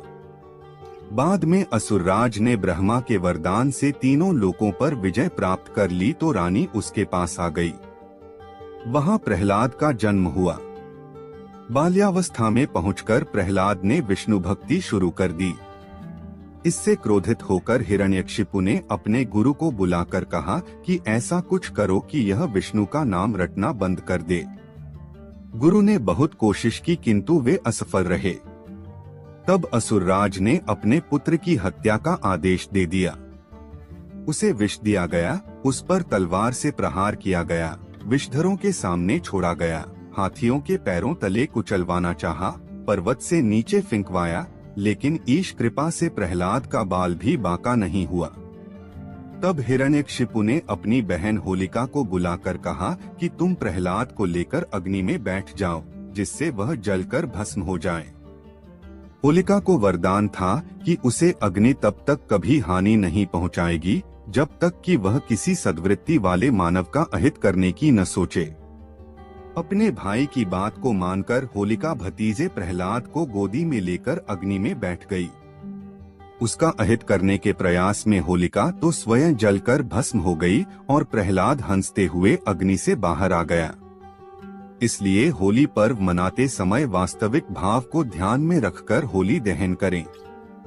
इसके लिए फिर आप चाहे तो विगत वर्षों के बुरे अनुभवों और असफलताओं को एक कागज पर लिखकर अग्नि को समर्पित कर दें। अपने मन में चल रहे नकारात्मक भावों को होली दहन में डाल दें। तभी आप भी सकारात्मकता सोच से आगे बढ़ते हुए प्रहलाद की तरह ईश कृपा के पात्र बन जाएंगे। एक बार की बात है, एक छोटे से गांव में कावेरी नाम की एक महिला रहती थी। वह एक दयालु और अच्छी इंसान थी जो हमेशा अपने और अपने परिवार के लिए अच्छी चीजें चाहती थी। कावेरी के पास एक प्यारा पति और एक खूबसूरत बेटी थी, लेकिन उसकी सास कमला उसके प्रति बहुत अच्छी नहीं थी। कमला अक्सर घटिया बातें कहती थी और कावेरी को दुखी करती थी। एक दिन जब कावेरी बाजार में घूम रही थी तो उसे एक विशेष दुकान मिली। दुकानदार एक बूढ़ा और बुद्धिमान व्यक्ति था। कावेरी ने उससे कहा कि वह खुश रहना चाहती है और चाहती है कि उसके साथ अच्छी चीजें हों, भले ही उसकी सास निर्दयी थी। दुकानदार मुस्कुराया और उसे एक अनोखी साड़ी दिखाई। उन्होंने कहा कि यह एक अनोखी साड़ी है और यह उसके जीवन में सौभाग्य और खुशियां लाएगा। कावेरी ने वह अनोखी साड़ी खरीदने का फैसला किया और तुरंत उसे घर जाकर पहन लिया। जब कावेरी ने वह अनोखी साड़ी पहनना शुरू किया तो चमत्कार हो गया। उसकी सास कावेरी के साथ बुरा बर्ताव करने की बजाय उसके साथ प्यार और सम्मान से पेश आने लगी। कावेरी बहुत खुश थी क्योंकि उसकी सास उसकी सबसे बड़ी समर्थक और सबसे अच्छी दोस्त बन गई थी। गांव के लोग इस बदलाव को देखकर आश्चर्यचकित रह गए। उस अनोखी साड़ी की वजह से कावेरी के परिवार में खुशियां आने लगी। गांव बहुत अच्छी जगह बन गया और कावेरी का पति सफल हो गया। उनका घर हमेशा प्यार से भरा रहता था और सभी का आपस में मेल जोल रहता था। कावेरी की बेटी एक प्यारे और देखभाल करने वाले घर में बड़ी हुई और वह बहुत खुश थी। अनोखी साड़ी की कहानी दूर दूर तक फैल गई और लोगों को दया और क्षमा का महत्व सिखाया। कावेरी बहादुरी का प्रतीक बन गई और उसने सभी को दिखाया कि दयालु होने से बड़ा बदलाव आ सकता है, चाहे चीजें कितनी भी कठिन क्यों न लगे। इस तरह उस अनोखी साड़ी के साथ मिलने वाली अच्छी चीजों का आनंद लेते हुए गांव हमेशा खुशहाल रहने लगा। साड़ी ने न केवल कावेरी की जिंदगी बदली बल्कि एक महत्वपूर्ण सबक भी सिखाया कि प्यार और क्षमा मुश्किल समय में भी खुशी और चमत्कार ला सकती है। दूसरों के प्रति दयालु होने से हम उनके और हमारे जीवन में भी खुशियां ला सकते हैं। एक समय की बात है, एक छोटे से गांव में राम और सीता नाम के कपल रहते थे। उनका एक अर्जुन नाम का बेटा था, जिसकी शादी रिया नाम की लड़की से हुई थी। राम और सीता कड़ी मेहनत करते थे और अपने बुढ़ापे के लिए पैसे बचाते थे। रिया बहुत लालची लड़की थी और हमेशा अपने लिए और चीजें चाहती थी। जैसे जैसे साल बीतता गया, रिया का लालच और बढ़ता गया। वह अपने पास रखे चीजों से कभी संतुष्ट नहीं रहती थी। वह हमेशा अपने सास ससुर से महंगे तोहफे मांगा करती थी और उनके बचाए हुए पैसों में से भी कुछ हिस्सा अपने लिए मांगती थी। राम और सीता बहुत ही अच्छे पेरेंट्स थे, इसलिए उसकी सारी जरूरतों को पूरा करते थे ताकि परिवार में शांति बनी रहे। वह अपने पति अर्जुन के ऊपर भी दबाव डालती थी कि वह अपने माँ बाप से पैसे और संपत्ति मांगे। वह बहुत ज्यादा संपत्ति इकट्ठा करना चाहती थी बिना किसी मेहनत के। एक दिन राम और सीता ने यह फैसला लिया कि वह रिया को सबक सिखाएंगे। वह उसे बुलाते हैं और बोलते हैं, बेटा हमें तुमसे कुछ जरूरी बातें करनी है। हमने यह फैसला लिया है कि हम अपनी जायदाद का कुछ हिस्सा अपने बच्चों में बांटेंगे और उसका कुछ हिस्सा तुम्हें भी देना चाहते हैं। रिया खुशी से झूम उठती है क्योंकि वह हमेशा से यही चाहती थी। लेकिन राम और सीता के मन में कुछ और ही चल रहा था।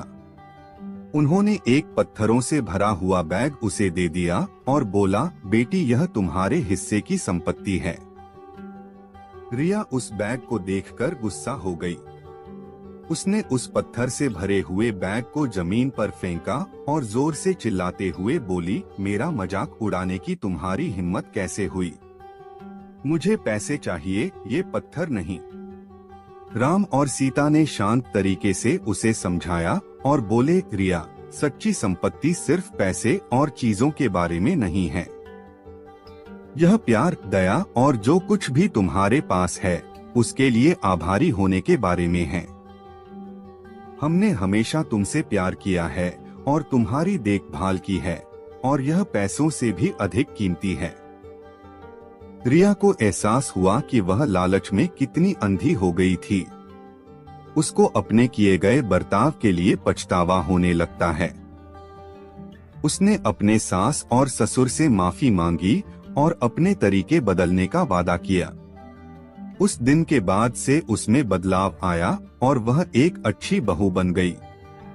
रिया के बदलाव की बात पूरे गांव में फैल गई और सभी ने एक बेहतर इंसान बनने के लिए उसकी प्रशंसा की। रिया अपने परिवार का ख्याल रखते हुए और उनके बीच मिले प्यार के लिए आभारी होकर हमेशा खुश रहने लगी। सच्चा धन प्यार, दया और जो हमारे पास है उसके लिए आभारी होने से आता है, न कि हमेशा और अधिक चीजों की चाह रखने से।